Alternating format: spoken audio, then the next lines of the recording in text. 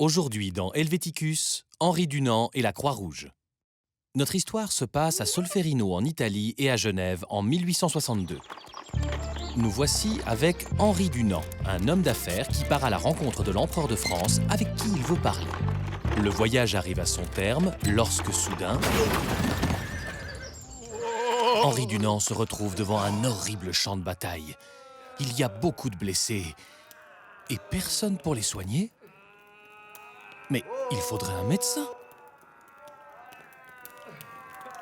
Ah, en voilà un.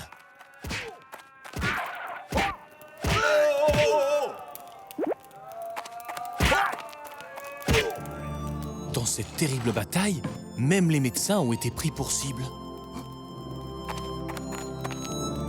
Mais ce médecin est étrange. On dirait qu'il trie les blessés. Il ne veut soigner que ceux de son propre camp. C'est très injuste. Henri Dunant pense qu'un soldat blessé n'est plus un soldat, mais avant tout un homme qu'il faut soigner, peu importe son camp.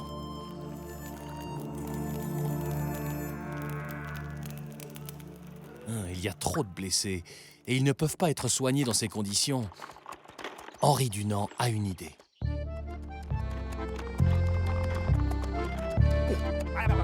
Il revient avec des femmes du village.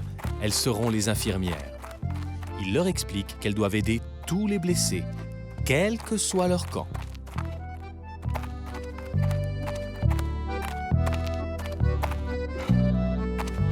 Henri Dunant a dit tous les blessés, les bleus et les blancs. Voilà qui est mieux. Maintenant, il faut amener tous ces blessés à l'abri. Le village est en ruine à cause de la bataille, mais une maison tient encore debout.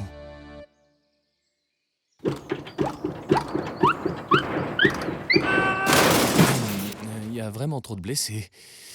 Il faut trouver un autre endroit. Cette église ferait un très bon hôpital.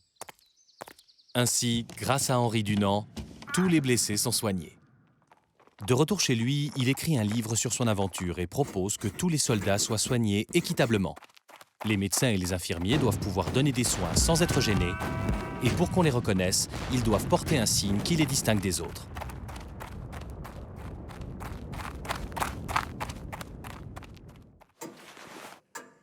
Henri Dunant envoie son livre à toutes les personnes importantes dans le monde, et toutes sont d'accord avec lui.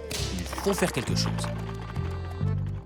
Alors, à Genève, des hommes décident de s'unir autour de lui pour faire reconnaître et appliquer ses idées. Cette association s'appelle la Croix-Rouge. C'est ainsi que se termine notre histoire. Tout ne s'est peut-être pas exactement passé comme ça, mais aujourd'hui encore, en cas de catastrophe ou de guerre, la Croix-Rouge est présente pour aider toutes les victimes, sans discrimination.